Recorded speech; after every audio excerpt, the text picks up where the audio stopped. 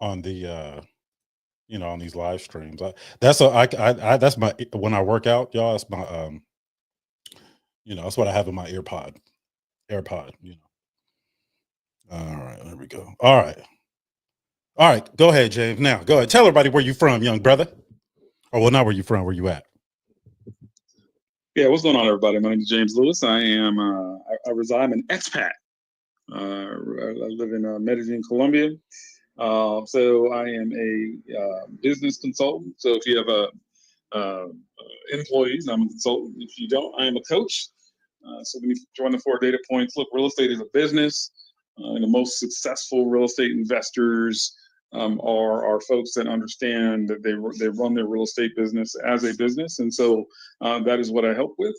I have a platform that I've created that I've tailored towards real estate investors that helps to understand, the different ways to run a business. So that is what I help with. Right on. Tavares, you with us? What's up, Fernando? I see you down there, brother. What's up, Bethel? I see you, Mary. Larisha, what's going on? You in the right place. Don't worry. You ain't got to look around. You in the right place. Go ahead, Tavares. Tell everybody where you from. You got me over here dying. It's all good. What's up, everybody? Sorry.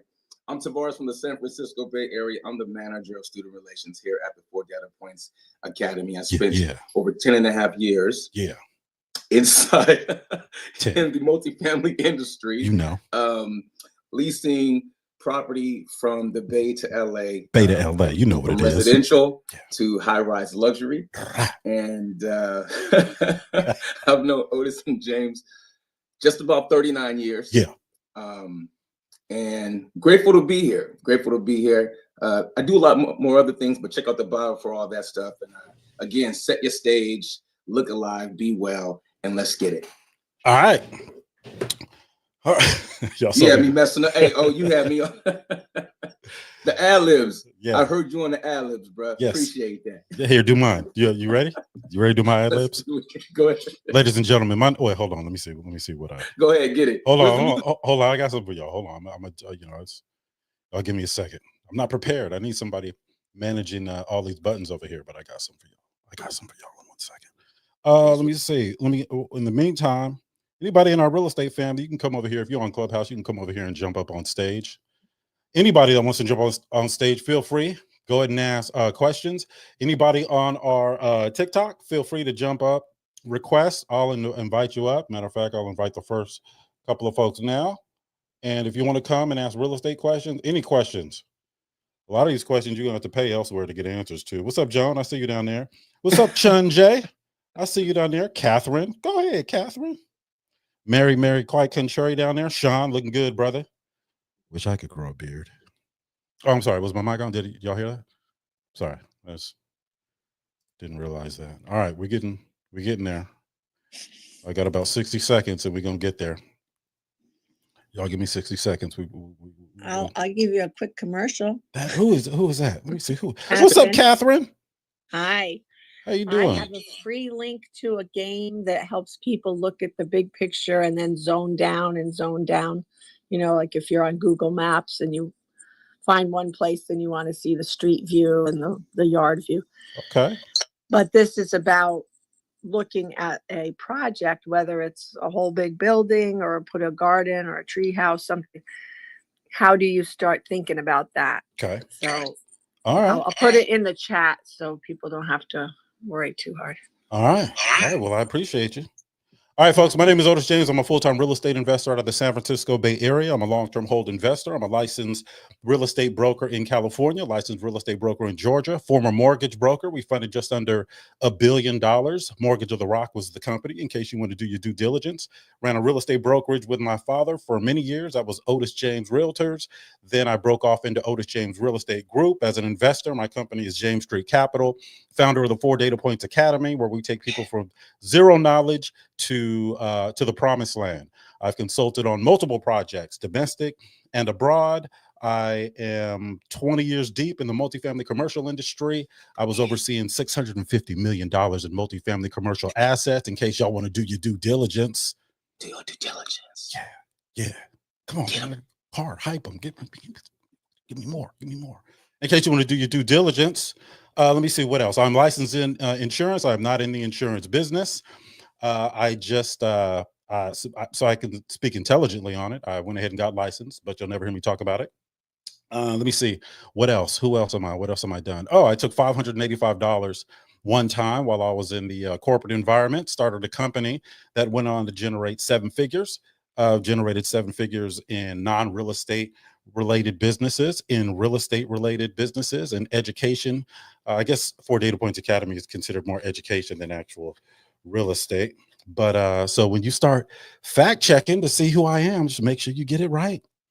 We've got some pretty cool announcements today.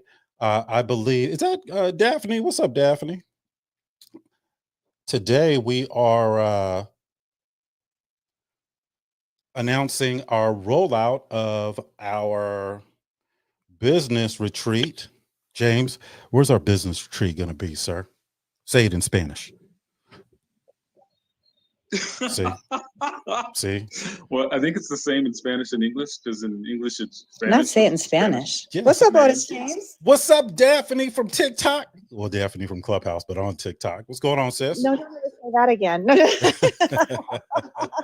I'm just having fun. Otis, it's so great to see you over on this side of the world. No, it's great to see me in my camera. You know how you turn your camera on, you got the preview. It's great to see me there too. Where are you at? I'm over in North Carolina, and I've got a live podcast tonight, so I'm going to get my hair done. But I'm grateful that you brought me up on stage today. I'm always here to support you, my friend. Well, let me know if you want me to send you over a S-curl kit or something, you know, for the yeah. How you know what that is, Daphne? How you know what that is? Say you date black dudes without saying you date black dudes. Rounded individual. That's what's up. That's what's up. It's good to see you, sis. Likewise. All right, let's stick around as long as you can. Hold on 1 second, folks. Hey, Ant, man, you gonna join us on TikTok, brother?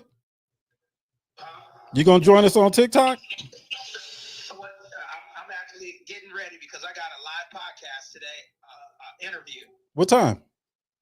My interview is at 10. Okay.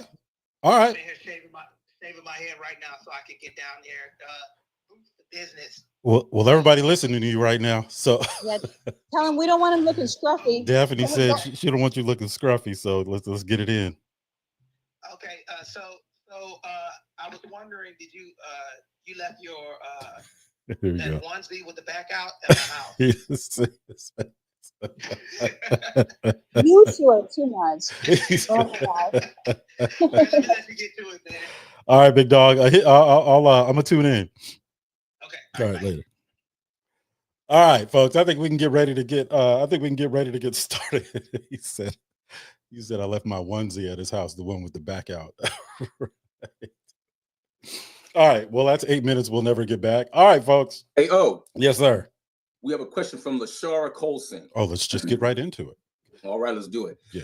Thank you, LaShara, for your question. Well, listen, and then I'll mute my mic like I'm supposed to do and just sit over here and look pretty. But Otis James, can I just tell your friends in here, if you guys can hear the sound of my voice, will you do Otis a favor and share this space out? Because when we share it, we get a lot more people in here, and then we can help more people. Thanks. I don't think I'm gonna get to that question, Tavares, but Daphne, I don't think they can hear us on TikTok. Daphne, can you hear us? Tavares, go ahead and talk. Daphne, can you hear him? Go ahead and talk to her. Test 1 2 1 2. What's happening, Daphne? How you doing? Oh no, I didn't realize. Are you multi-streaming? My bad. Yeah, no, but Okay. if you Yeah, can't hear it though. Oh man, that's okay. All right, so I got to fix that somehow. All right, well, we're not gonna be able to fix it. Is she able to hear me or no? No, so they can't hear you on Okay. TikTok. All right. All right. All right. What's the question? LaShara Colson asks, as a new Hey, broker, you want to let me up on TikTok? Yeah. they just blow me out the water. I know, man. You gotta stay ready around these parts. I know, man. I know. Shoot. Okay. All right, LaShara, what's happening? She's based in North Carolina. As a new broker, agent, 6 months. What advance would you give on educating clients on real estate investing? Yeah. What advice would I give? I would say get trained because your money goes a lot further. For example, so the question was, for those on TikTok, the question was all four of you. What advice would I As a new give? broker agent, 6 months into it, what Okay. advice would you give on educating clients on real estate investing? As a new broker agent, what advice would I give on educating clients on real estate investing? I would say, Right. well, if you're educating, well, if you have to ask, that means you're not seasoned enough as an investor to be able to service that component of your business, which is okay. So I would probably refer them to somebody who can. But if I'm a real estate broker, it's going to be, well, I am a real estate broker, but if I'm actually working with clients, which I don't, I'm my only client, but if I do, I would tell them to learn the 4 data points of real estate. 4 data points of real estate is the 4 questions that we ask to determine whether a property is worth uh, executing, right? Mm-hmm. Executing on. So what does it cost? What does it cost to fix up? What's it going to be worth when I'm done? How much income can it generate? And then based on the answers to those questions, I would see if that subject property is in their buy box or will contribute to them meeting their financial objective. So I mean, that's a tough question, because if you're not a real estate investor, what are you going to? I mean, what are you going to do, right? How do you real estate education goes much further than what you can do in a short time. So that's the Mm-hmm. reason that we don't have an end date, because I know when people come into our real estate family, it may take them a couple of years to be seasoned, because there's a lot of obstacles that are going to come up that you can't teach. There's just too many variables out there. So they have to be able to navigate the same situation in a bunch of different environments, and you just can't train for that. So somebody that's interested in investing in real estate, I would uh I would just refer them to me. But if All they're right. yeah, if they don't want to be a real estate investor, I would get well versed as the real estate broker, so Mm-hmm. you can educate them. There you So go. there's only so much advice you could give to somebody, but if they can't make a determination for themselves, then they are relying on the opinions and biases of someone else always. And that's Yeah. one of the reasons I don't like having people in that position. That's a tough position to be, right? Anytime you hand over some money, you don't want, and you don't know how that money is going to be multiplied, and you're just taking somebody's word for it, then it puts you in a pretty tough position. So, we've got to be careful of that. And we're going to go over real estate investing basics today, and we're going to see what the answers to those 4 questions tell us. All right. All right. Yeah. Thank you for the Hey, question. hey, We have another one. Okay. Hey, Hold on one second, Tavares. can I add to that? Go ahead, James. So what I would add to that is advice I would give a broker, Okay. right? Advice I would give a broker or an agent to be valuable to a real estate investor is this. So one of the things that's really important for a real estate investor is we want to get stuff that's off market. Right. And so one of the reasons we often don't like to use brokers or agents is because they're always looking for stuff on the MLS. That's not super helpful for us. Yeah. And so if you want to be a powerful broker or agent for a real estate investor, if you get really good at finding properties that are under market value, so it's the same advice really, Otis, that you're talking about, right? Understand the 4 data points. Mm-hmm. So once you understand the 4 data points as an agent or a broker, and you understand how to buy, right? So if you can find property that's under market value, or property that that value can be added to it, then you become a powerful person for a real estate investor. Elaborate on that. Like, give us an example on of what you're talking about, because I know we have got some personal experience with this. So go ahead, keep going. Yeah. So often we are engaging with people who have an agent that's helping them, which is fantastic, right? It's great to have somebody on your team, and we often, in fact, one of the classes you teach, right, is the people that you have on your team, and one of those people can be an agent or a broker, and one of the things they'll do for you is to help you find properties. However, often most of the time, agents or brokers are going to find properties using the MLS, right? That's the service that brokers, agents, and even appraisers use to find properties And that's where sales are, just when sales post, when sales are listed, all that sort of stuff. So it's just a database. Right. Great. Here's the thing. So when you put a property for sale, one of the things you always say, right, is, hey, everybody knows about it now, right? So likely that's not going to be a good price. Right. Because brokers got to get paid, a whole bunch of people got to be paid now. So that's going to be at market value. Right. So the problem with that is that's not a good price for a real estate agent or a real estate investor, because what we want to do is we want to get things that are below market value so that we can make a profit. Because what happens is when you look at the 4 data points, the whole purpose of the 4 data points is to help us understand whether or not we can make a profit. And if we're buying something wrong in the first place, in fact, there's a saying that a good friend of ours has that I don't know where it originally came from, but you don't make a profit when you sell the asset, you make a profit when you buy the asset, right? And so if we're buying things at market value, then likely we're not going to be able to add enough value to it so that we can make a profit.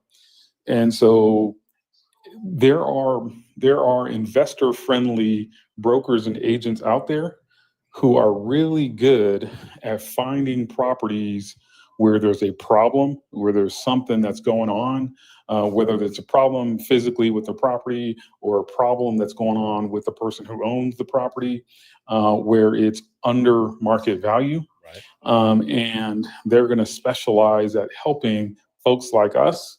And they're not going to, they're going to understand that, hey, here's a great property that's not necessarily move-in ready. This is not the property that you want for, a family of 4, but this is a great property for a real estate investor, and they'll be able to add value to. Yes. So if you can understand that as a real estate, again, as an agent, as a broker, Yes. or agent or a broker, you'll be able to find people like us, everybody who's watching this stream right now, and pull us in as clients and be very helpful for us. Yes, absolutely. And I want to touch on that. The difference between, just investing in real estate and having a real estate investing business. One is level 1, the other one is level 2. We want to get everybody to level 2. Devon, how you doing, brother? Devon on Clubhouse. How you doing, sir? I'm well. How are you? I'm all right. How can I help you, brother? Good. Yeah, I just jumped in the room in the conversation. I'm not sure if you answered this question yet. It's all good. So I actively wholesale properties right now. Okay, you're a I am wholesaler. looking to. So sorry, I'm restating the question because people on TikTok can't hear you for some reason. I don't know what's going on with my equipment, but they can't hear you. But go ahead. Got you. But I am looking to actually invest in and purchase an investment property here soon this year. Just wanted to kind of get your input on what do you see being the best way right now, and Yes. is it safe to purchase any investment properties with what's going on in the economy as well? Yeah. What are your thoughts on it? Yeah. So for everybody else, Devon is asking. He's a wholesaler, and he said, considering what's going on in the economy, is it safe to invest in real estate, to buy investment property? So I'm glad so investing in real estate is not only buying investment property. Investing in real estate can be lending on deals. It could be taking an acquisition fee for putting groups together to execute deals. It could be, there's a lot of ways to make money in the real estate investing space. You just have to understand what we're looking at that could influence the type of projects that we choose. For example, anything we import from China, any materials are going to be more expensive because of the tariffs issue. So you'll start to see that come to fruition. So if I'm going to, and you guys remember, we dealt with this in, 2022, was it, I believe, 2021, 2022, where there was some major supply chain issues. The cost of wood was like 5 times what it should be. So we've dealt with this before in some way, shape, or form. But during that time, I just determined, okay, I'm not going to do any major rehabs, right? I'm not going to take on any rehabs where we're adding square footage. We're just going to look for deals that basically need a facelift, just some cosmetic stuff, right? So it's more cost effective for us to do it. Is it safe to invest in real estate? I would say, yeah, it's always safe to invest in real estate if the deal itself pencils out. So, and let me share what I mean. I'm from the San Francisco Bay Area. It is more expensive here than the rest of the country. And for those that don't really aren't familiar with the San Francisco Bay Area, I'm sure everybody knows California is expensive to live in. Northern California is the expensive part of California. The Bay Area is the expensive part of Northern California.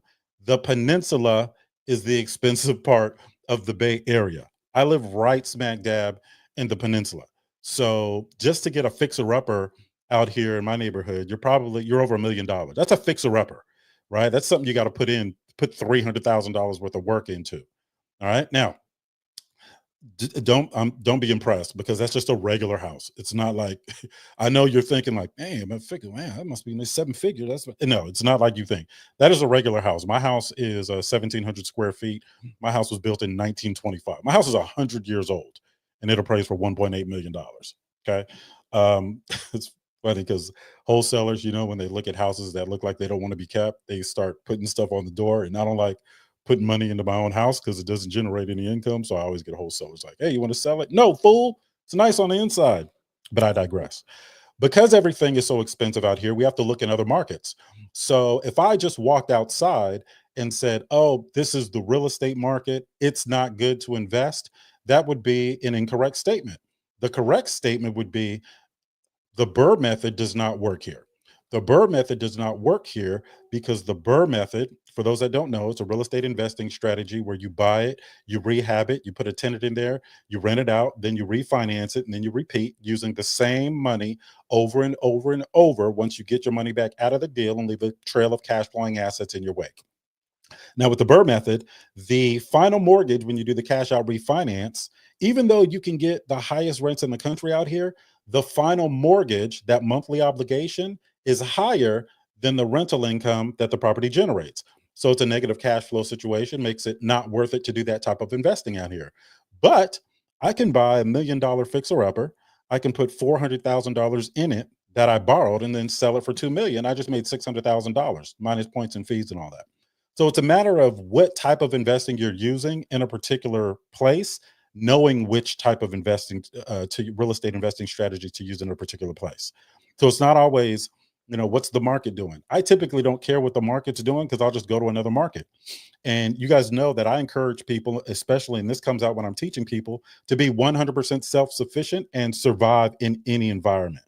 So it's always good to invest in real estate, but every real estate investing strategy is not going to be good. And the 4 data points, these 4 questions that we ask when we're evaluating a real estate investing situation, is going to tell us that.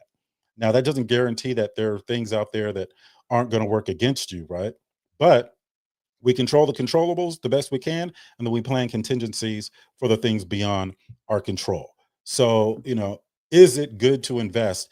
If you have to ask, you're not a seasoned real estate investor, and that's okay, because that's a good thing. That's not a bad thing. Tony says on TikTok, says, I have 2 paid off rental properties in Florida. My credit is bad. Need help pulling out equity to invest. Tony, schedule a call with me. 4datapoints.com. Schedule a call with me. I got something for that too. All right. I got something for that. So Devon, did that answer your question? It's not always about, is it a good time? It's about investing the right way, taking into consideration the economic climate in the market that you're investing. Amen. Hey, Yes, let sir. me That makes sense. add. Well, I do hold on. appreciate it. Amen. Hold on, everybody. What's up, buddy? Huh? Come in. Hey, while you're doing that, I'm gonna add to your answer, if you don't mind. Yeah, please. So one of the lessons I teach with the business part of the 4 Data Points Academy is, look, the 4 data points. The key word there is data, which is what I'm going to get at. And one of the lessons I have, and one of the rules I have, is good business decisions are made based on data and not emotion. And one of the lessons I have has to do with data and what types of data there are, right? And there is internal data, and there's external data. And one of the biggest mistakes that newer business people make, or folks that are maybe not as experienced make, is they make their business decisions, their day-to-day business decisions, based on external data. Let me explain what that means. The stock market is crashing. That is external data, right? We don't make business decisions, our personal business to day-to-day business decisions, because the stock market is crashing, okay? We make our business decisions based on internal data. Well, what's our internal data? Our internal data is the 4 data points, okay? We're gonna look at a specific property, we're gonna run the 4 data points on a specific property, and we're gonna make our business decisions based on that. And so we have to be cautious, and this is where folks get into trouble with their businesses and make poor choices in their business decisions, which is why my rule is called, we make good business decisions based on data and not emotion. We don't get scared because there's something going on in the stock market. What we do is we have a process, okay, which is another one of my rules. We have a process by which we gather internal data in our business, and we make good decisions that keeps us out of trouble. Absolutely. I'm glad you said that, because you can do everything right and still lose money. All right. So that's why when I hear these, folks that are seasoned real estate investors say that they lost money, a lot of people criticize some of these investors, and us as seasoned real estate investors, we can look at the deal and see what went wrong, and see where they got caught at. Right. And in many cases, it's a timing issue. Right. And I'll get more into that in a second. Benito on Clubhouse. What's going on, brother? Hey, what's going on? I'm all wondering, right. Go ahead, sir. Can I'm I sorry. ask 2 questions? You can ask 3 if you want to. All right, cool. So, first question is, like, what is, aside from, like, the basic stuff, which is probably the most important in terms of acquisition costs, what are, like, some things, like some pitfalls that you're seeing investors that are, like, scaling? Yeah. Like, what are some pitfalls that you're, like, commonly seeing that, someone looking to scale probably isn't aware of, but they're guilty of it? Yeah. So the question was, what are some pitfalls that new investors or investors looking to scale come across that kind of catch people? And I'm restating your question for the folks on the other platforms. One of the things I see is they try to they think residential real estate or residential multifamily real estate is the same as multifamily commercial, and they approach it the same way, and they work with people that are in the residential or residential multifamily. Okay, so folks, residential real estate is 1 to 4 units. Multifamily residential is 2 to 4 units. Multifamily commercial is 5 units or above. Anything below 5 units is a completely different ballgame. And what I see is people crossing over into 5 units and trying to approach these situations the same way they do in the 1 to 4 unit space. And let me explain. And it's primarily in the value add component. The value add, meaning they come in and, just like in 1 to 4 units, they buy a piece of real estate, they improve it physically and to increase the value, and then they either sell it or leverage that value. They take a loan against it. When you get into multifamily commercial, it's a completely different ball game. And the biggest mistake that I see is folks come in and do a rehab in a 5 unit or above, and they don't take all the costs into consideration. The primary cost that I see people miss is fire and life safety, and not realizing things like, if you improve a property more than 50% of the value, the purchase price, more than 50% of the value, then you have to bring everything up to code, including, fire and safety. And, fire and safety, you're having a suppression system, all of that stuff is extremely expensive. And if you don't know what you're doing, you could be in a world of trouble, right? You could be in a world of trouble. Also, I see people working with real estate professionals that are not seasoned in multifamily commercial. So they're a residential investor, or they're a residential real estate agent or broker, and then they're trying to do commercial deals. And they, when you come across an investor that's seasoned, what's up, Donovan? When you come across an investor that's seasoned, and I know this because for the folks in our real estate family, just to give you some context, the folks in 4 Data Points Academy, I don't teach them the stuff and just tell them to go do it. I don't. Sometimes I'll do it with them until they're comfortable enough to do it on their own and they can watch me, right? We have endless support. So what happens is I'll be on one end of the table negotiating with a real estate agent who is well versed in residential, not multifamily commercial, and I'll take them to slaughter. It's so bad that I actually had to, there's been agents that I had to teach on the phone. I'm calling them to negotiate, and they were so inexperienced in multifamily commercial. They were great agents too, smart, intelligent, great agents. They just hadn't done it before. Right. And if you haven't done it before, it's no reflection on you. It's just something you haven't done. So I've had to teach them because I couldn't in good conscience send them back to their client in that condition. All right. So that's the biggest thing that I see. Also, people try to time the market, right? People say, well, I'm going to wait until next year. No, dude. No, the opportunity cost of time doesn't always show up on your financials, but I look at time as how much money could I have made in this time if I was investing somewhere else or investing differently. So I see that also. All right. And then there's just a bunch of little mistakes here and there. The scope of work, people that, and you'll find a lot of the mistakes are going to be in the value add component. The scope of work that people complete. Let me rephrase that. I'm sorry. Let me rephrase that. So if somebody buys a property, whether it's a 1 to 4 unit, 5 units or above, whatever it is, they have contractors come out there, and then they have a contractor come look at it. And the contractor says, I can probably do this for about, $40,000 to $50,000. And then they get in the contract based on that information. The contract may be airtight, and they may be good to go with that professional relationship, but they don't know how to do a detailed scope of work. And what bites them is in the middle when they have to redo their budget because there wasn't an itemized list of all of the expenses, line item by line item by line item. The contractor has the freedom to say, for example, let's say the contractor quoted 50,000. At the end of the day, the investor had some other expenses. They got to cut the budget down to 40,000. So they go to the contractor and say, hey, you know what? We're not going to update the kitchen. Well, the contractor can come back and say, all right, cool. I was only going to charge you $1,500 to update the kitchen, right? A $13,000 job. Right? Oh, I was going to charge you $1,500 for that anyway. So it's only going to reduce your budget by $1,500. So you're at the mercy of the contractor. He's going to get his money, or she's going to get her money, right? There's good contractors and bad contractors. There's good investors, there's bad investors. So, but an itemized list, you can go back to your scope of work and say, okay, we have allocated 4,000 for the bathroom, 8,000 for the kitchen, and we were going to do luxury vinyl plank, 5 millimeter for the flooring.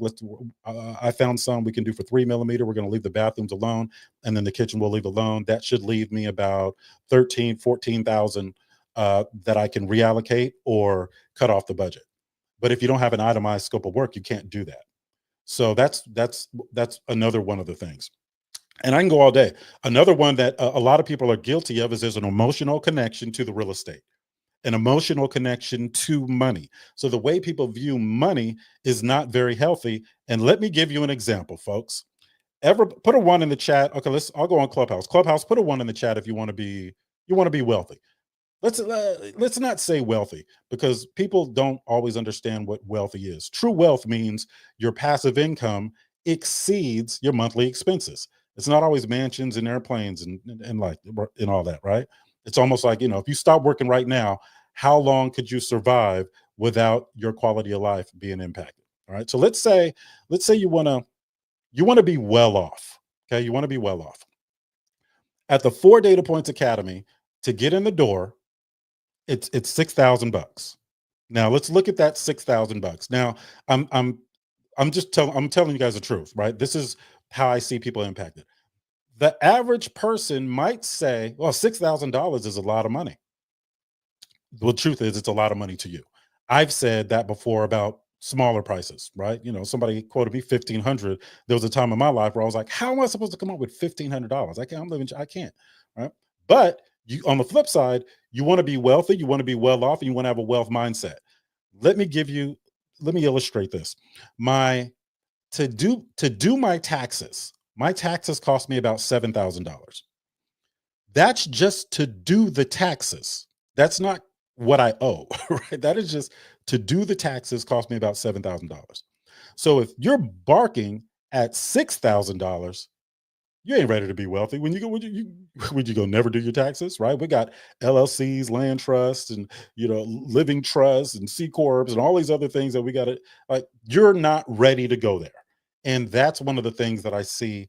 Also, people have an emotional connection to money, right? And real estate. I have a property right now that I'm carrying, and I'm carrying at about $40,000 a year. Carrying means after the income and expenses, I am netting negative $40,000 a year on this property. I would have bankrupted that entity and gave them the property back a long time ago, but I've got people that invested in that property with me. So they don't lose money. I'm carrying the property until it's profitable, which it will be eventually. But even then, I'm making sure everybody else gets paid first, right? So I may lose some money on that property. I don't have an emotional connection to it. My solution is always going to be the same. Oh, just make more money, right? Just make more money. But a lot of people don't think like that. We've been conditioned to think otherwise, and we've experienced trauma around money. I've been there. So I can speak on it. So those are the things that I see I'm located in the San Francisco Bay Area, Nina. I'm those are things that I see all the time. Now, also keep in mind who I am and what I do.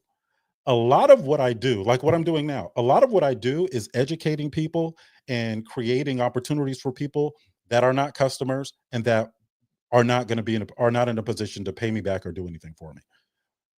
In doing that and engaging with folks on that level, then there's a mentality that you're going to have to deal with. Not all of them, but a good portion of them, enough to warrant the conversation. And the mentality that keeps them from being wealthy is the same mentality that's keeping them poor. Not broke, poor. I have no problem going broke. I can make it all again. I'll never be poor. All right. Because there's a thought process that that separates the two. Right.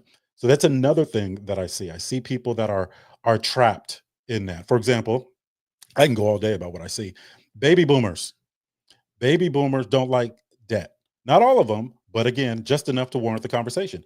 Baby boomers don't like that. Oh, I paid my house off. I paid my house off, and that is an achievement. No, that's not an achievement to a real estate investor. That's just something that makes you feel good because you are losing money every day in my eyes. Now, if that makes you feel good, you can't put a price on that. I'm not going to argue with you. I'm not saying you're right or wrong. I'm just saying you can't have that mentality and think you're going to be wealthy. Right. And I'm talking about wealth that you create, not wealth that accumulates over time with equity and a house that you bought 50 years ago for $20,000. That's not what I'm talking about. I'm talking about you go out and you get it and you create it. So that's another thing that I see, right? That's another thing that I see.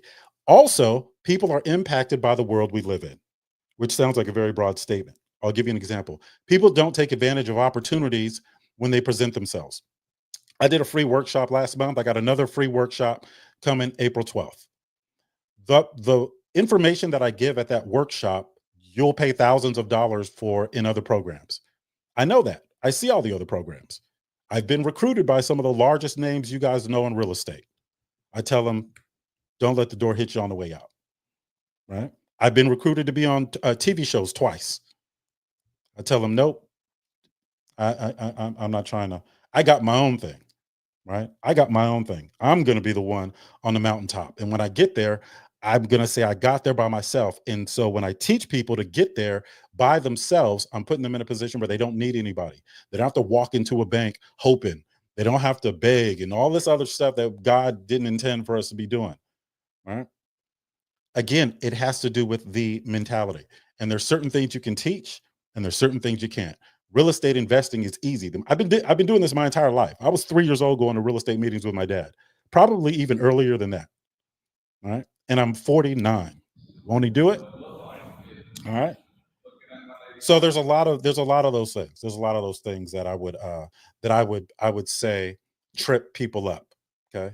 That's also the reason why I have to keep my circle really, really close. Really, really close.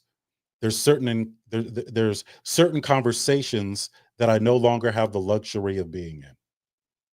There's certain conversations. And when we talk about getting to the promised land, I can making $1 million is not a lot of money.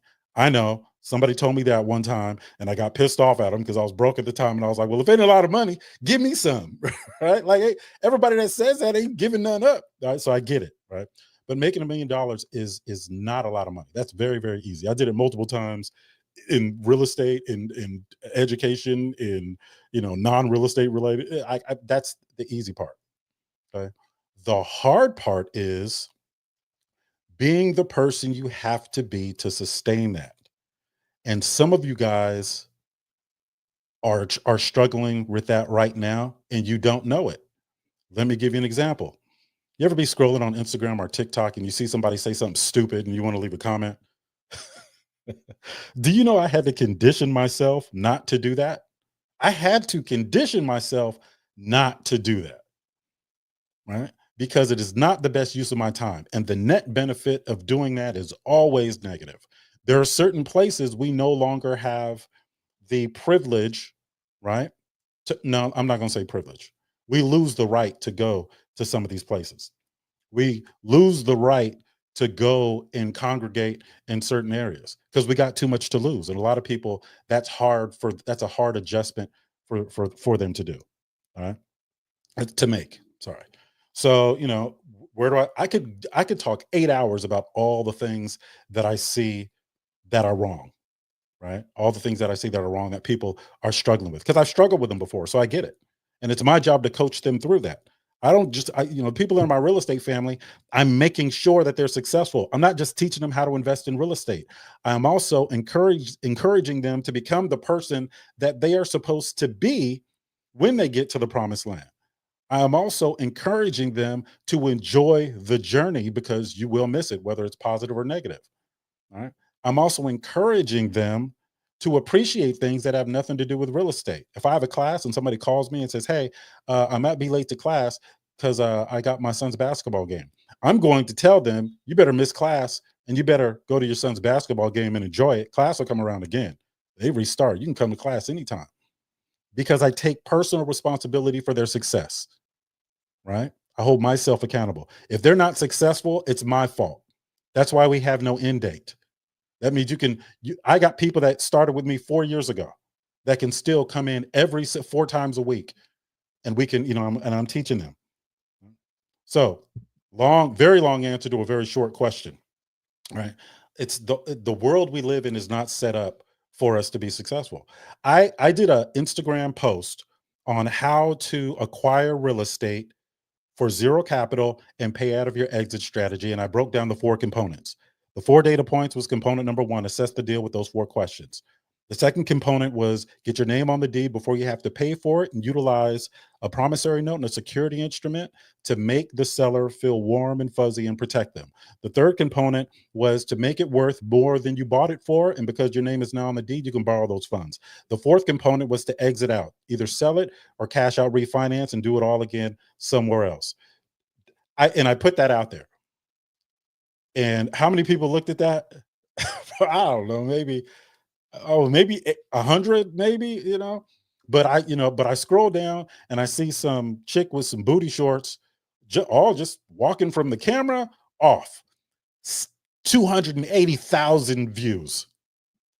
Right? So that's the world we live in. That's the world we live in. Most people are preoccupied with BS and are only in love with the idea of getting rich, are only in love with the idea of being wealthy, are only in love with the idea of financial freedom, but they don't want to put in the work to get there. Because if you put in the work to get there, when you finally do get there, you'll realize that $1 million was not the reward. The reward was the person you had to turn into to get there. And a lot of people don't realize that, right? So, money is not the biggest reward. Being able to be 100% who you are 100% of the time is the biggest reward for me. This is actually who I am. Now, I don't curse on, these platforms and do all this stuff. I don't do all, because there are people, I don't want to disrespect people, and I think it could be offensive to some people. And I'm an ex-sailor, so we got, curse is like a second language for me. but I'm authentically who I am. I walk into development meetings, I'm authentically who I am. I don't care what happens there. It's not going to impact my quality of life. I've been in the office of the Minister of Interior of a country. I don't care.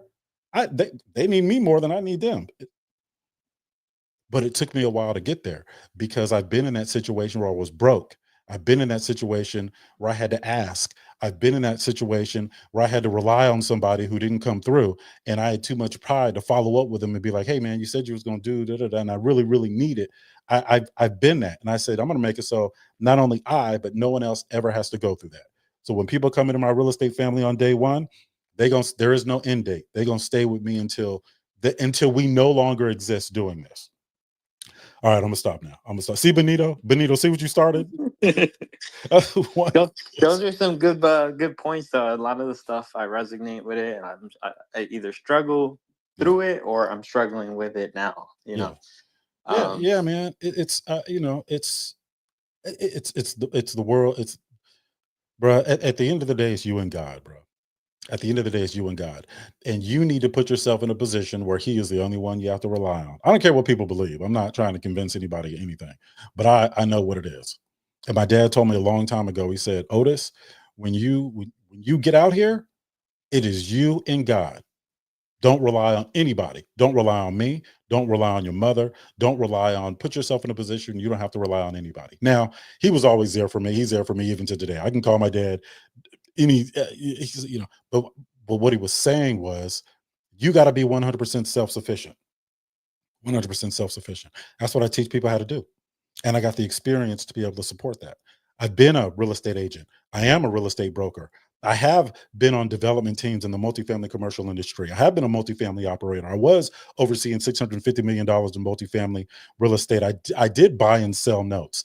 I've done rehabs. I've consulted on development projects. I've consulted with municipality. I've worked with nonprofits. I've done transitional housing. I've incorporated business models to all types of real estate. Everything that I say that I've done, I do it.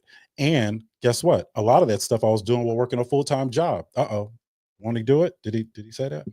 I was working a full-time job in the multifamily commercial industry.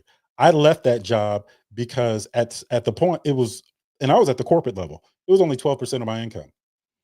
It just didn't make sense for me to be there. It wasn't the best use of my time anymore. But I really loved that job. I love doing it. So I also have the experience of teaching people how to transition from a 9-to-5 job to real estate investor. Amen. So y'all done got me amped up. Where my background? Where my theme music? Anybody got some black exploitation? No, just me. Okay. All right. Benito, man, I thank you for letting me go on that rant, brother. Yeah, no, it was good. Can I ask the next one? Yes. This one's more of a selfish question. Yeah. So I mentioned to you last time that I'm a new investor, meaning like I've only been doing it for like a little bit less than 2 years. Yes. I have 15 duplexes, all full guts. I did the burr strategy. Nice. And heavy rehabs. Yes. My thought process was to get to 30 like sometime this year. Mm-hmm. But like you were saying, the next step is really to go into the commercial space. No, so no. So I'm not saying that's the next step, because everybody's next step is going to be different. It's going to be different. So that would be the natural progression for me if I wanted to make the most money and use my time most efficiently, because economies of scale. If I've got 30 different places or 15 different buildings, I've got to deal with 13 different insurance policies, 13 different property tax bills, 13 roofs, 30 or bathroom or whatever it is, right? But if I had all that in one building, not only would I be able to control the value easier than I can on the residential side, because multifamily commercial is value based on the income it generates, not based on what the building next door sold for, at least not directly. And there's no ceiling on the value, so I can keep managing it up over time. And as long as I'm increasing income and reducing expenses, I'm increasing the value. So I would look at a person's situation and see what they want to accomplish. I know people that have 100 single family homes that they manage, but they have great systems in place that allow them to step away from it, and they can and it can run on their own.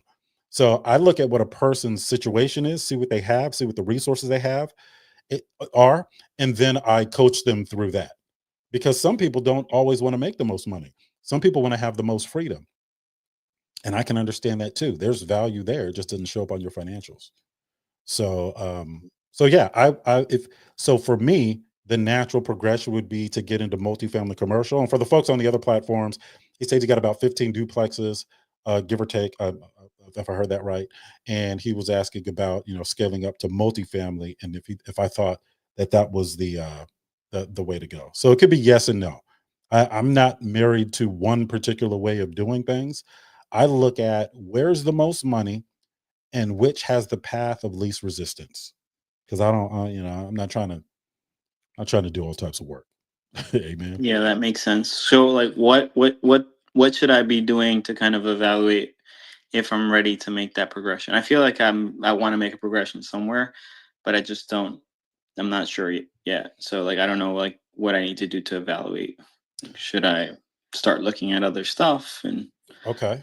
So what should you do to evaluate what you should do next? All right. So can I ask you a question? Yep. Okay. What if the answer was to join my real estate family, but if I gave the answer in the way that I want to give it, it would look like I'm just trying to sell you something. Would you still want me to give you the answer? Yeah. I just did. Okay. Yeah, so I actually did reach out to you on Instagram. I don't know if you got it, but I don't yeah. think I got it. Did you do it today? No, it was the other day that we were on Okay. the I may on the Clubhouse. have missed it, man. I may have missed it. Let me. I can't screenshot. I got you on the iPad. Can you reach out to me today, or go to our website 4datapoints.com? We'll schedule a call, myself or James, or we'll probably get back to you, and we'll come up with a plan. Even if the plan is for you to just keep doing what you're doing, we'll look at it. Okay. Amen. Cool. Thank you so much. Yeah, I love this stuff, man. I love this stuff. Let me see. The answer is always we're not salesy. And I think that's actually been our biggest complaint. Just because of, I wake up and I'm very cognizant of how I look, right? Optics is really big for me because I have a personal brand that was built on honesty and integrity. And there may be some people that I've done a disservice to by not, pushing harder because I knew that they needed me. They just didn't know how much they needed me. And I didn't want to be that guy, right? Like we don't have a bunch of salespeople in the call center cold calling people asking if they want to join the 4 Data Points Academy. Most of the people that join our real estate family have been following me for a year or two. They already know what I am. They already know what it is. And they've already learned. We got one guy that had, just from listening, he got 8 or 9 doors already. So you guys can hear some of the testimonials that I put on Instagram, but it is what it is.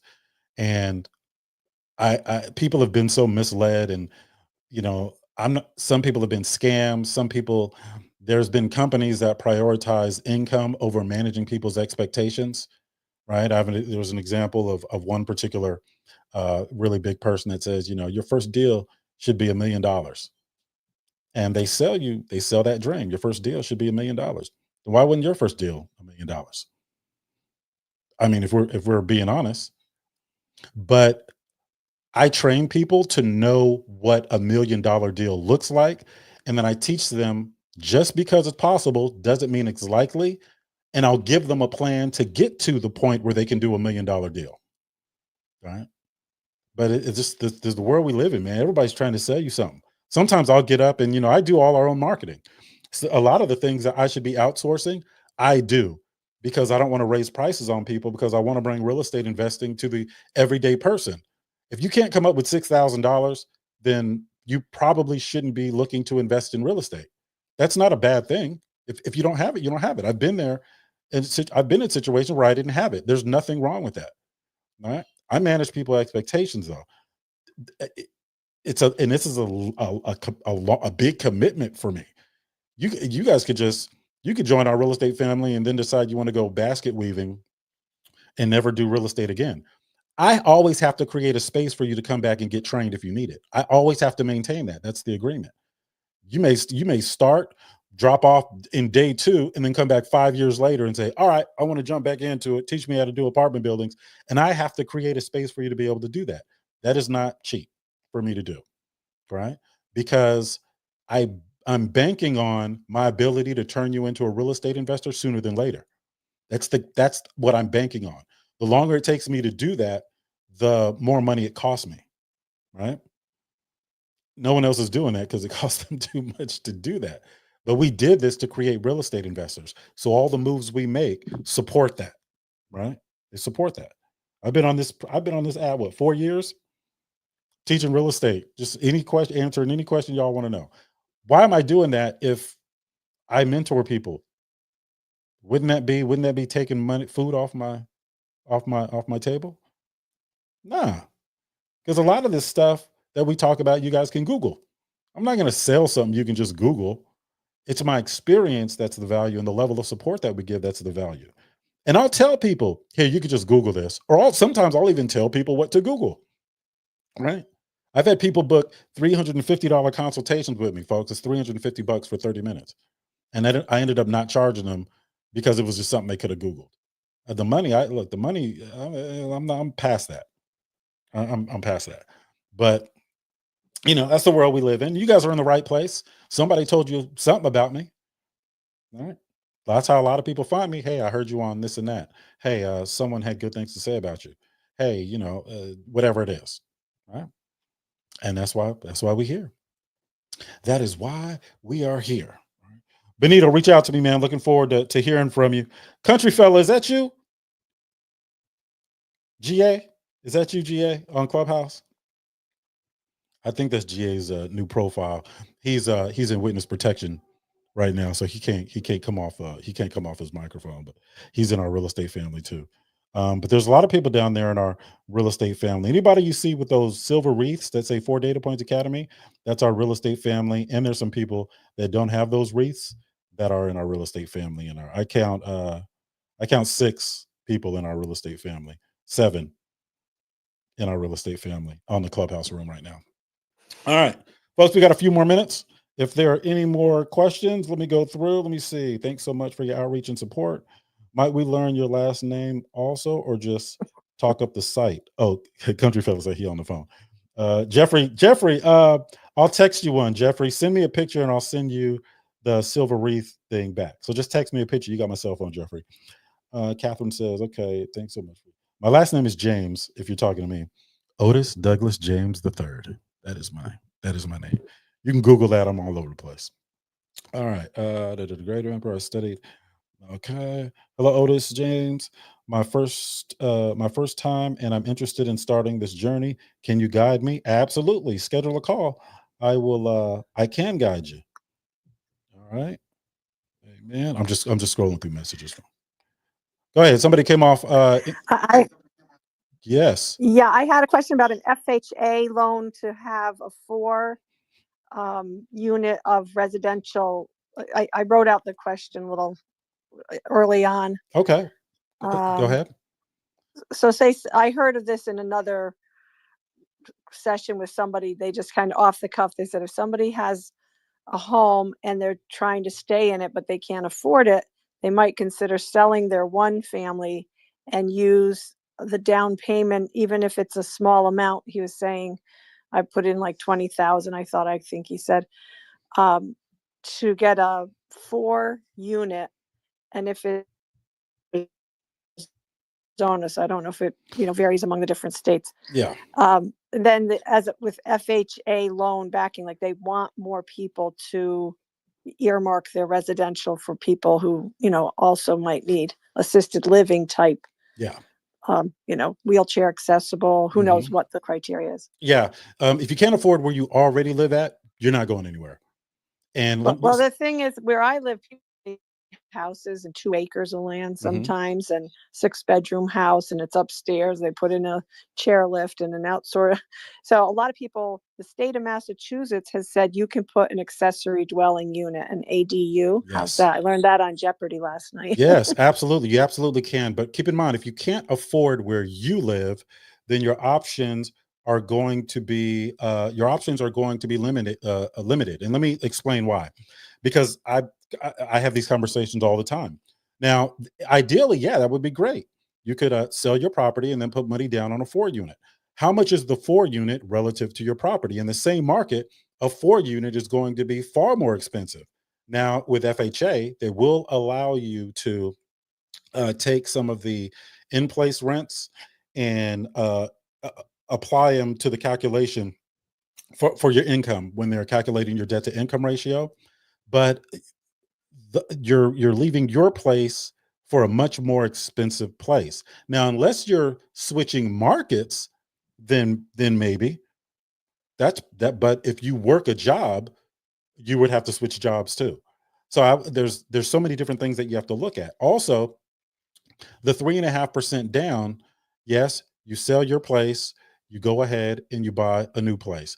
The cost to sell you have to incur, right? And you also have to come up with. There we go.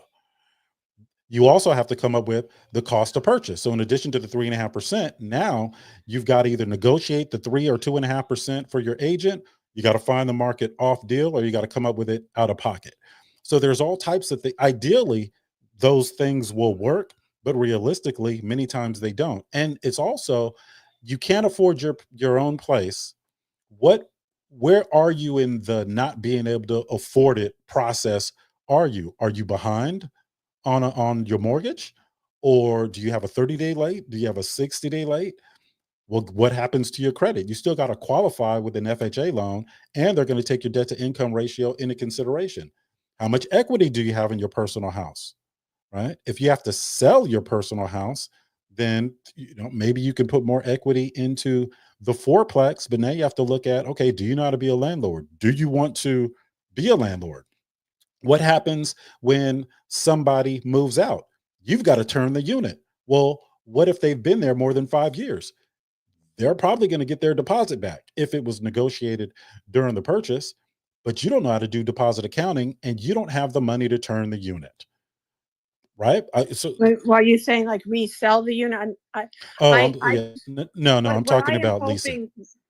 I'm hoping more people in real estate will look seriously at what, like you said, you studied insurance. Well, there's a whole thing about Medicaid spend down, how to protect your assets.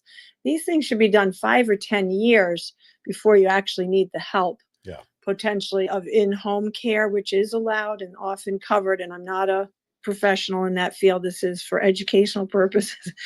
So, but I just feel like there are so many either planned or unintentional disconnects between the housing, the Medicare, the Medicaid, and yet everybody 50 and up should be pretty interested in figuring this out for themselves, their parents, their older people. Yes. And then people can have a stroke or a accident that now they need it and they're only 50 years old. And those things I encourage people to talk to somebody that's well-versed in Medicaid and all these other things. That's not my area of expertise. So I don't speak on them very often outside of my personal experience. And even when I do that, I make the disclaimer that this is just my personal experience, just like with everything else. But when there is someone who has a nice outreach I could tell you later before, but dementia success path. So she'll have 500 people on a call, and everybody's dealing with somebody who has dementia, and they're lucky if they're living in the home. Sometimes they brought the person to their home.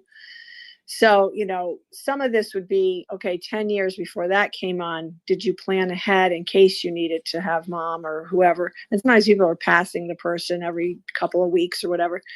But there's 75 million older people. So talk about a service sector that's, they do have a lot of housing. They might have assets, and they're not talking about how to plan for the most part. They don't want to face the music. That's not I agree. But that's also not a real estate investing conversation. Now we're talking about incorporating a business model to the real estate. And even when I'm doing that, I have a commercial building now that I'm going to allocate a certain portion of it to sober living. All right. I have a duplex that I use for transitional housing. So I'm well versed in those things. But again, a lot of those things, you got to be able to understand the profitability of those things before you jump into it. And you better have some money, because there are compliance issues that come with some of these business models that you better be on top of. But thank you, Catherine, Yeah, for I bringing that thank you up. for that. And I will say in our area, we have some low income housing, and the apartments might be worth 1,800 a month, but they're subsidized. It's 30% of your income if you make less than 40,000.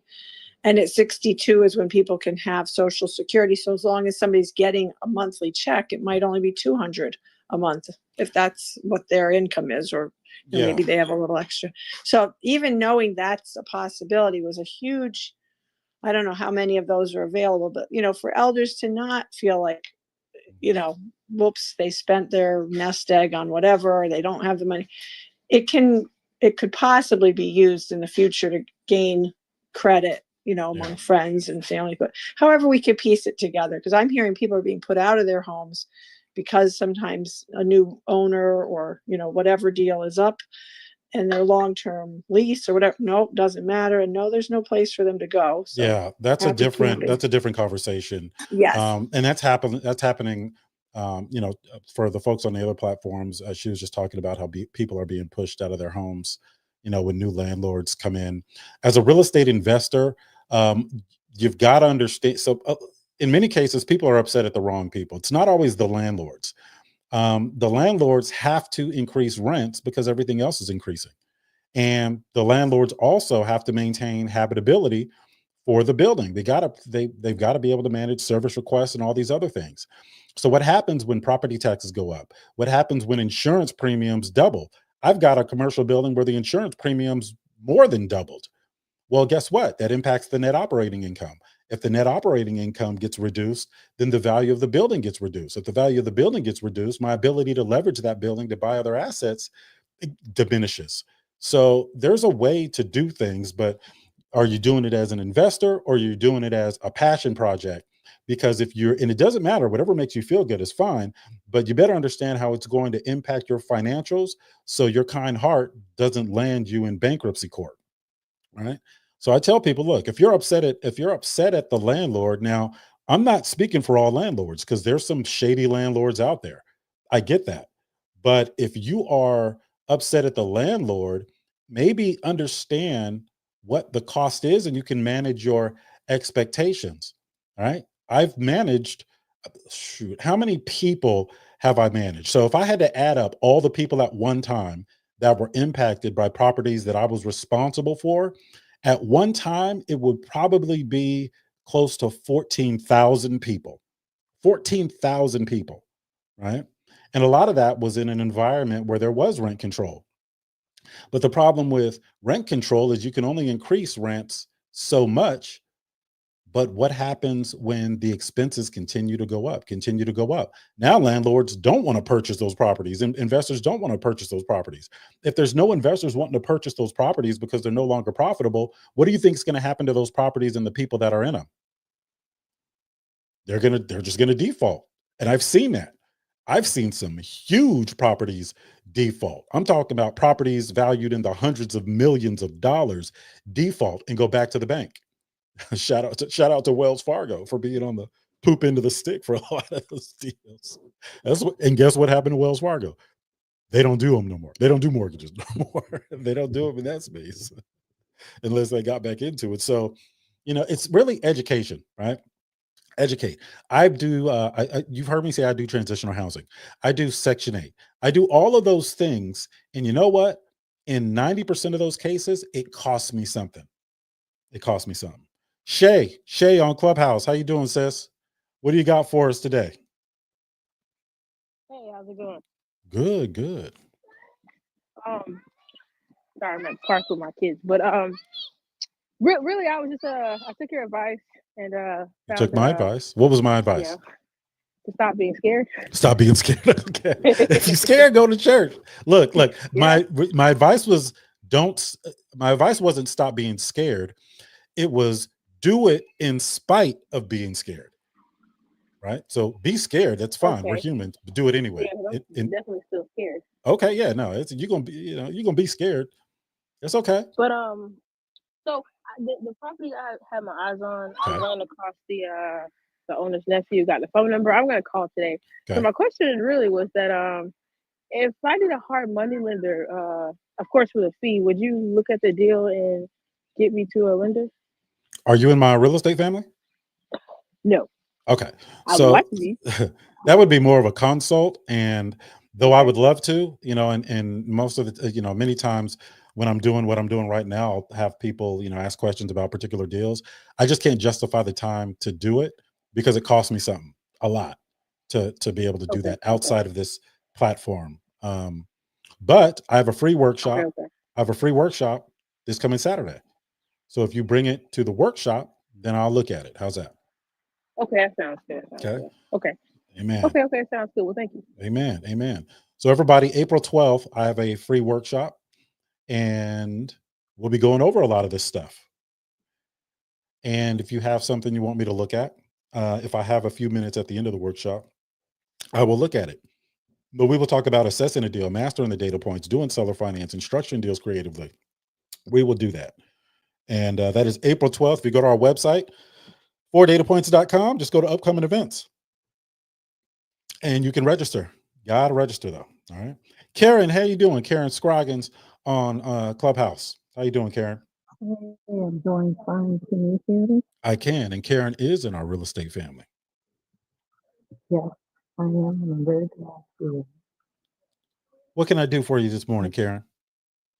My question is, when you're driving and you're looking at buildings and multi-family dwellings. Okay, so she said when you're driving and looking at buildings and multifamily dwellings. Okay. So the first step is before you even pick something, you should look at, like, go to PropStream and look at the pre-foreclosure and see what's there, right? Not necessarily. So so she's asking what's the first step when you're driving and you're looking for multifamily. So are you talking about multifamily commercial, 5 units or above, or multifamily residential, which is a duplex, triplex, or a fourplex? So okay, she dropped off. So her question was, when you're looking for multifamily and you're driving, what do you do? Do you go on PropStream and look for Okay. there you are. So if you're talking about 2 to 4 units, you can I go to PropStream to fact check. So when you're running the 4 data points, what does it cost? What does it cost to fix up? What's it going to be worth when I'm done? How much income can it generate? I want to know what it's going to be worth when I'm done, which means I go to PropStream to check public records to see what similar properties are selling for. If it's a 1 to 4 unit. If it's a 5 unit or above, then I do what I call a market survey to see what the market rents are. And then I'll look at my subject property, again, assuming it's 5 units or above, and look what the in-place rents are. Because if I can see how much money it's making and I can compare that with how much money it's going to make, then that spread right there, that's my profit margin. All right. So I'll look at a bunch of different things just to see if it's worth my time to even engage. And then when it's multifamily commercial and I go into contract, which means I put in an offer, the offer gets accepted, then I have a whole due diligence routine that I go through for that building. And that 5 unit building, 5 units or above, the due diligence is going to be different than if I'm doing due diligence for a 1 to 4 unit, because I'm going to be focused, hyper focused on the financials. So if you're driving down the street, Karen, and you see a 10 unit building and it looks abandoned, I will go on PropStream to put in the address to check public records to see if I can reach out to the owner. And then based on what I see, the market survey, I can determine, okay, well, I know about where I need to come in at for an offer, because remember, the 4 data points applies to any piece of real estate. So let's go to 10 unit building. What does it cost? Or what am I willing to pay? I don't know. Okay, we'll skip that one. Number 2, what does it cost to fix up? I don't know. let's skip that one. Number 3, what's it going to be worth when we're done? I don't know. I can't just see what similar buildings sold for. So let's go to number 4. How much income can it generate? Okay, it's generating X amount of dollars, and I'm going to estimate 35% for expenses. I'm going to look at the gross potential rent, take off 35%, and I'm going to estimate that that's going to be my net operating income. Multifamily commercial buildings, multifamily commercial buildings are valued based on the income that they generate. So once I know what the net operating income is, I can look at the cap rate in the area, which is just a percentage. The cap rate is the relationship between the net operating income and what a building sold for. So if the building next door sold for 300,000 and it had a net operating income of 30,000, 30,000 divided by 300,000 is 10%. I take the average cap rate in the area and apply it to my subject property, which I already have the net operating income for. And then I just do the math. My net operating income divided by the cap rate gives me the value. And once I have the value, guess what? That's data point number 3. What's it going to be worth when I'm done? Now I got the value. Now I can go back to data point number 2. What's it going to cost me to fix it up? Well, I don't know. But based on what I see, I can give it my best guess. And then once I give it my best guess, then I can determine how much I want to pay for it. I'm going to be very, very conservative, put it in offer. If it gets accepted, then I go due diligence. Then I'm going to have a walkthrough. I'm checking all the systems. That's when I get heavy into the data point number 2. What's it going to cost to fix up? So there's it really depends. All right. Now, if you're talking about just finding the deal, well, there's a lot of ways you can do that. Once a lot of people know who you are and what you do as a real estate investor, even if you've never done a deal, it's not who you know, it's not what you know, it's who knows what you do. Let as many people know what you do as possible. Some of these deals will just show up in your inbox, and it's my job to teach you how to evaluate them. If you're in our real estate family, in many cases, I'll evaluate them with you. Some of us do. You were right, Karen. Some people do go and look at. Sorry, I accidentally called 911 on my on my cell phone. Some people do. We do go to PropStream to see if there's any issues, right? If they are in foreclosure, we probably want to know about it, right? Because we have to configure our strategy based on that fact. All right. Some people go to code enforcement and see who's on the naughty list. All right. If there's any apartment buildings with a bunch of code enforcement violations, there's probably a landlord there that doesn't want to be a landlord anymore. Some people go to Section 8 and see where the Section 8 landlords are. I'll tell you right now, you go down that list, you can find some baby boomers that are Section 8 landlords. There's a good chance they don't want to be landlords anymore. And a lot of them don't have debt on the building. So there's seller financing opportunities there too. So there is no one answer to the question, like, what do we do? We're always doing different things. Like right now, I'm not looking for any more projects because I'm spread so thin. But if I look for a project, first I need to decide where. I'll tell you right now, it's not going to be in a blue state because they don't treat landlords very well, right? And then once I actually find a state that I want to invest in, now I'm looking at particular zip codes, right? And then once I get into a particular zip codes, then I'm looking at a particular neighborhood. And then once I look at a particular neighborhood, then I'm looking at specific homes. And what do I do when I find a home that may have some potential? Run the 4 data points. What does it cost? What does it cost to fix up? What's it going to be worth when I'm done? How much income can it generate? I'll do the same thing for apartment buildings. I'll just do things a little differently. All right. So to answer your question, yes, we do go to PropStream because PropStream has and none of them are perfect, folks. I do have an affiliate agreement with PropStream. So if you go to my link, you get it for a little cheaper. But I was recommending PropStream way before I had that, as many of you know. So there's a way to do it. And that's more along, now we're talking about sourcing deals. So once we learn how to invest, sourcing deals is the next thing we have to master, because that contributes to our real estate investing business, having a system or a process in place to be able to source deals. And I'll typically work with people on that. So I know that was a very long answer to a short question, Karen, but I just want to make sure I covered everything. Amen. I'm going to go back to Clubhouse. I'm going to look for a few more questions. Let me see, or comments. Landlords don't go out of their way to inconvenience anyone, but we have fees to pay to maintain our property. Yep, absolutely. And I learned the hard way not to even engage in those conversations where people are mad at landlords. Look, we are the sum total of every decision that we made up to this point. I'll say that. Tavares, where are you at in the chat? Okay. PropStream or app.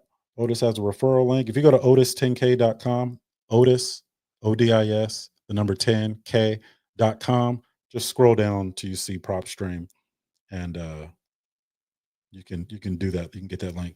I need to get my 4 data points pick as well. Jonathan, go and text me, man, or send me a picture. I'll send it back to you. Let me see. I need one. All right. Give me this. All right. So I think we're good.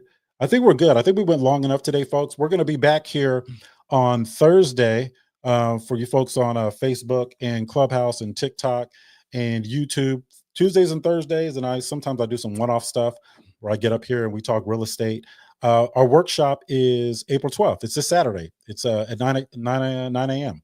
And we are going to go for a couple of hours, and I'm going to teach.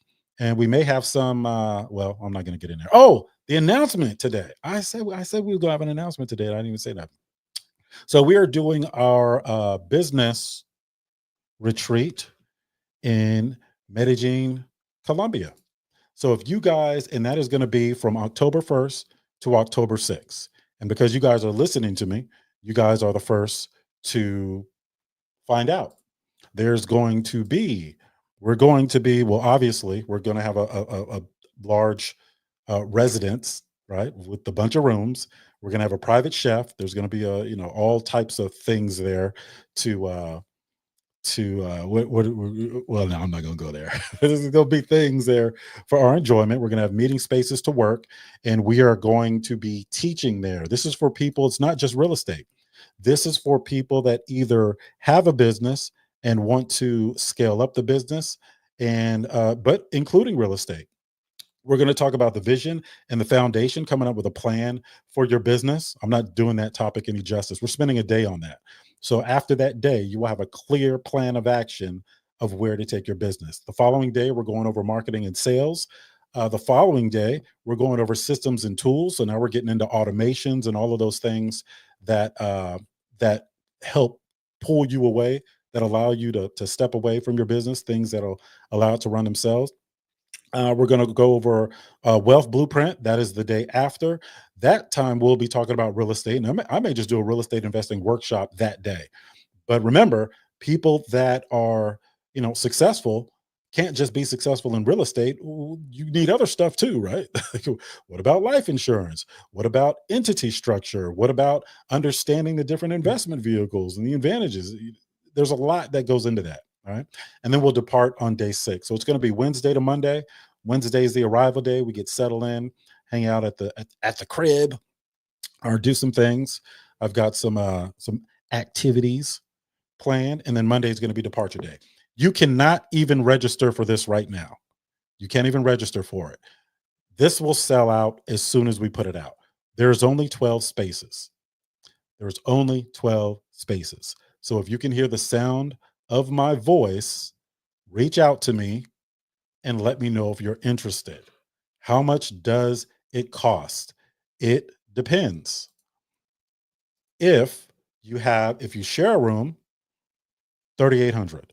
If you have your own room, it's $5,000. If you come to the retreat only, it's $2,800. You would have to do your own hotel accommodations. We have the brochure. Again, you can't even register for this yet. We have to have a waiting list. There's only going to be 12 spaces. Okay. There, you guys found out first. That's what it is. This one is going to be in Medellin, and I already have a destination for the following one. Amen. Amen. Won't he do it? Sean, go ahead and come on up, brother. Sean on Clubhouse, go ahead and come. I'm in there like swimwear. Come on, Jeremiah. All right. So I will send the brochure first to my real estate family, second to my CRM. So there's about 6,000 people in there. Third, we'll advertise it to the general public. I don't anticipate it getting out of my database. Sean, what's going on, brother? Sean in the building. Sean going once. Sean Jackson. Hello. There you go. There you go. What's going on, man? There we go. There we go. Doing pretty good. Yes, sir. How can I help? So I'm in a space right now.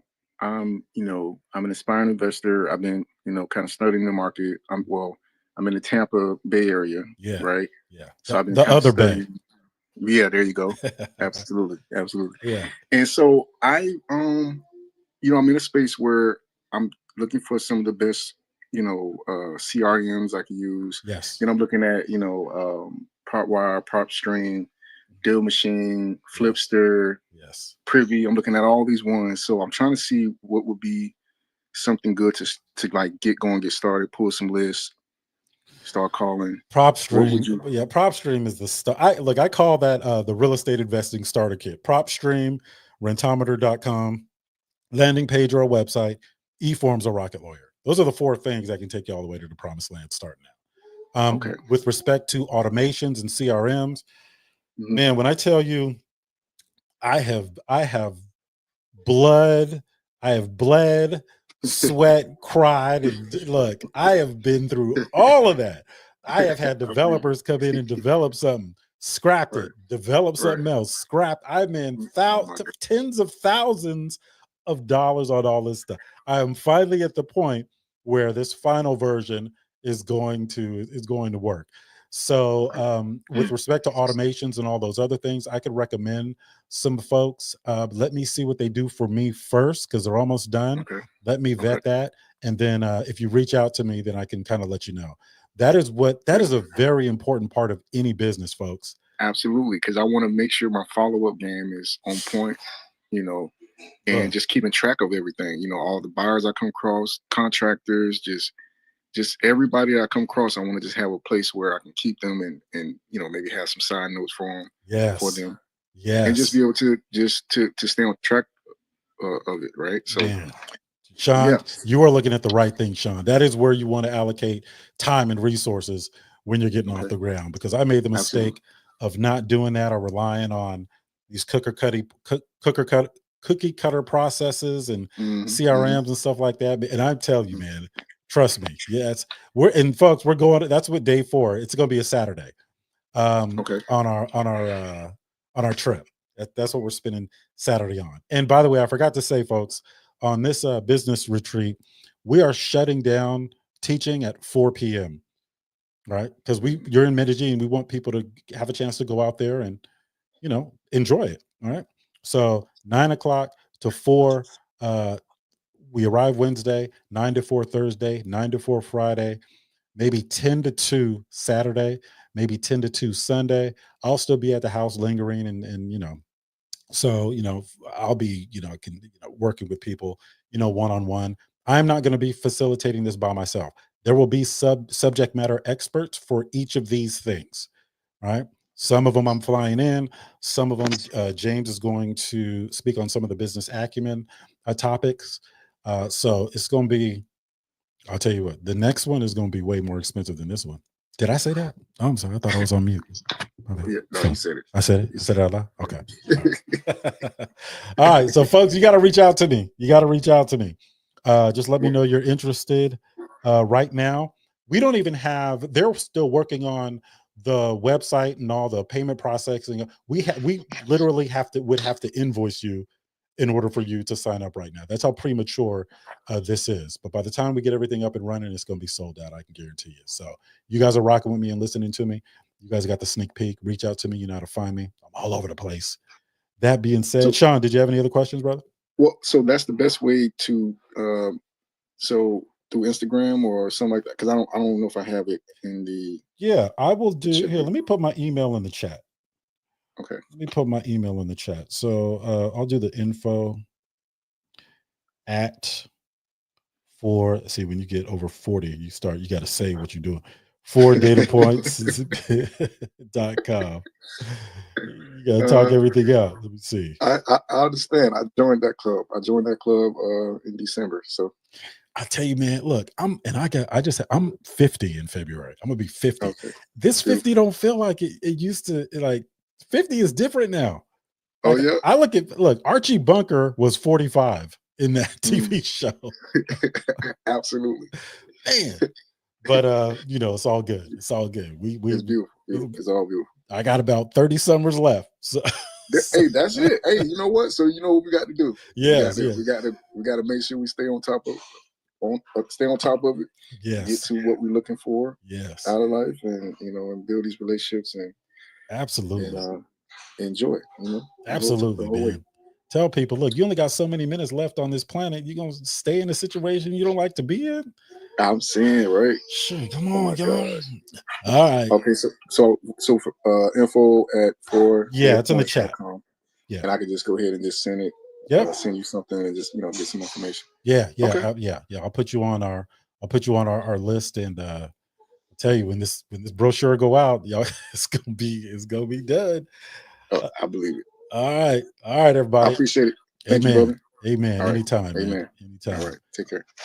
All right, y'all. We're going to wrap up.